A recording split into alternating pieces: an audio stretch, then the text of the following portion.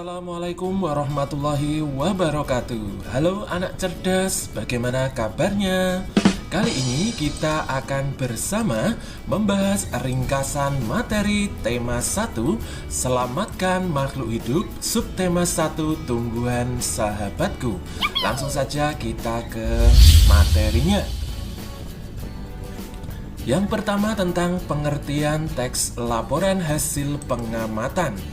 Teks laporan itu merupakan teks yang berisi informasi berdasarkan pengamatan yang sudah dilakukan.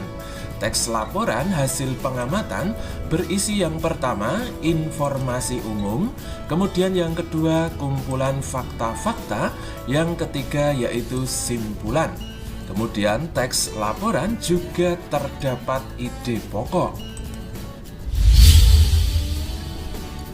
Kita lanjutkan ke perkembangbiakan tumbuhan secara generatif. Perkembangbiakan secara generatif adalah perkembangbiakan yang terjadi melalui peleburan sel kelamin jantan dan sel kelamin betina. Alat perkembangbiakan tumbuhan adalah bunga. Bunga memiliki benang sari sebagai alat kelamin jantan dan juga putik sebagai alat kelamin betina. Kita perhatikan bagian proses perkembangbiakan generatif berikut ini.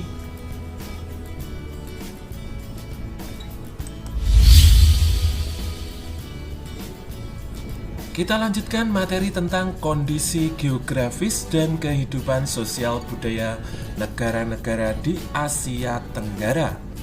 Di mana negara-negara di Asia Tenggara umumnya memiliki kondisi geografis yang sama, akan tetapi kesamaan kondisi geografis tersebut tidak menjamin kehidupan sosial budayanya pun juga sama. Kita lanjutkan ke materi penerapan sila pertama Pancasila dalam kehidupan sehari-hari. Sila pertama Pancasila itu mengandung makna bahwa bangsa Indonesia bertakwa kepada Tuhan Yang Maha Esa. Berikut adalah nilai-nilai yang terkandung dalam sila pertama Pancasila. Yang pertama yaitu bertakwa kepada Tuhan Yang Maha Esa. Nilai yang kedua yaitu mensyukuri segala yang ada di alam semesta. Kemudian yang ketiga, mengakui kebebasan memeluk agama. Yang keempat, menghormati dan saling menjaga kerukunan antar pemeluk agama. Kemudian nilai sila kedua Pancasila.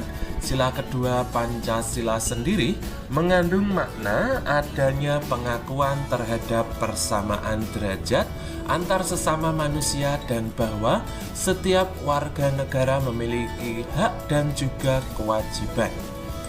Adapun nilai-nilai yang terkandung di dalam sila kedua Pancasila, yang pertama yaitu mengakui persamaan derajat antar sesama manusia. Kemudian mengakui persamaan hak dan kewajiban antar warga negara. Kemudian mengembangkan sikap tenggang rasa.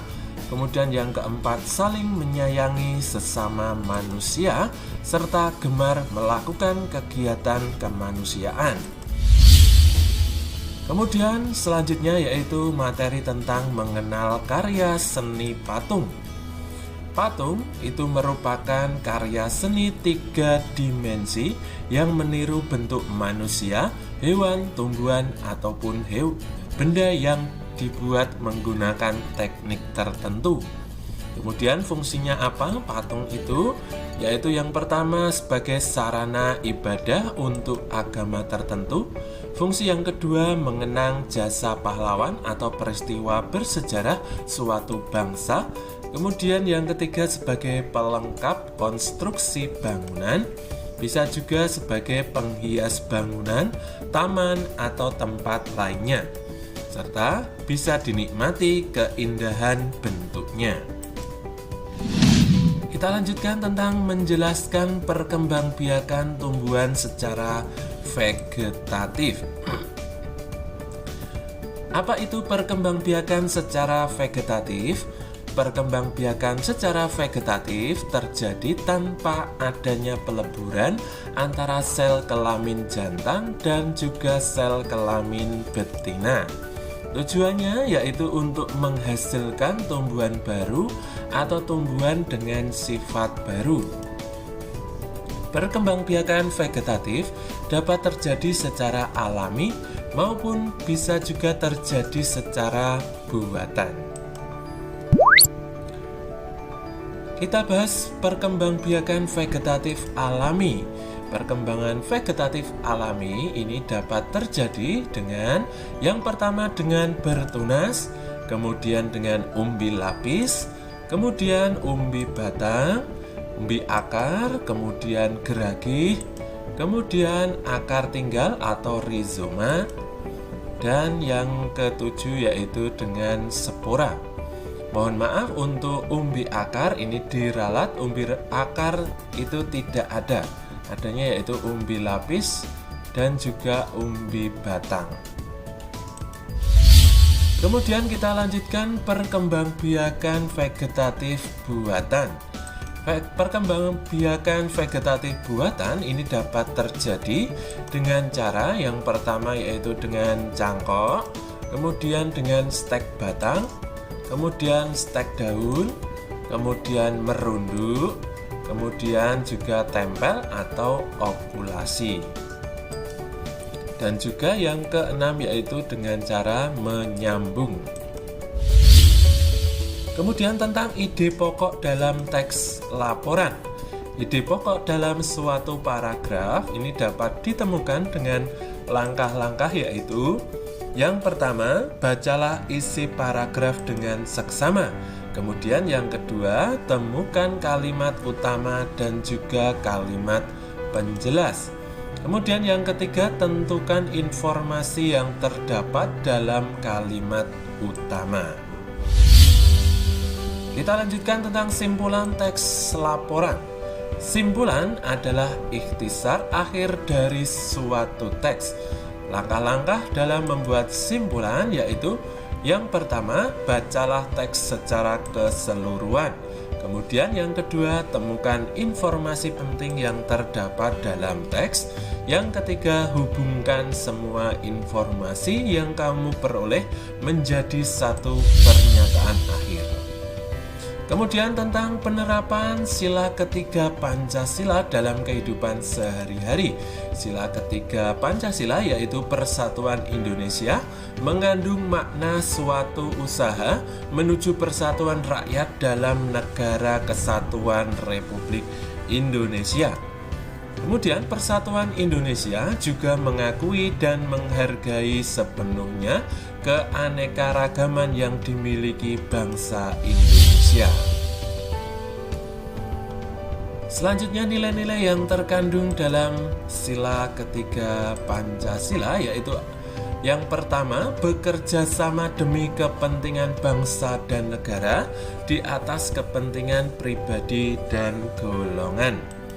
Kemudian yang kedua, rela berkorban demi kepentingan bangsa dan negara. Yang ketiga, mengembangkan rasa bangga dan cinta tanah air dan juga bangsa. Kemudian yang keempat, mengembangkan persatuan Indonesia atas dasar Bhinneka Tunggal Ika. Kemudian penerapan sila ketiga Pancasila dalam kehidupan sehari-hari, yaitu masyarakat Indonesia merupakan masyarakat yang memiliki keragaman agama, suku bangsa, budaya, sosial, dan juga ekonomi. Adanya perbedaan tidaklah menjadi sebab perselisihan tetapi menjadi pendorong terciptanya kebersamaan. Kemudian kesadaran dalam mewujudkan Indonesia yang bersatu dapat tercapai jika kita menghayati semboyan negara Indonesia yaitu Bhinneka Tunggal Ika. Ada yang tahu artinya Bhinneka Tunggal Ika? Bhinneka Tunggal Ika artinya yaitu berbeda-beda walaupun berbeda-beda suku, agama, dan juga kebudayaan, tetapi bangsa Indonesia tetap bersatu. Kemudian tentang alat dan bahan pembuatan karya seni patung. Dalam membuat patung, kita membutuhkan alat dan bahan yang sesuai. Alat yang biasa digunakan berupa butsir, meja putar, cetakan, palu, dan pahat, serta juga amplas. Kemudian bahan-bahan yang dikelompokkan menjadi bahan lunak dan juga bahan keras. Contoh bahan lunak yaitu tanah liat, lilin, sabun, dan juga plastisin. Adapun contoh bahan keras yaitu batu, kayu jati, dan juga marmer. Ya, terima kasih. Mungkin demikian untuk ringkasan materi tema 1, subtema 1. Kita lanjutkan besok ke ringkasan materi tema 1, subtema 2. Terima kasih atas perhatiannya, semoga bermanfaat. Wassalamualaikum warahmatullahi wabarakatuh.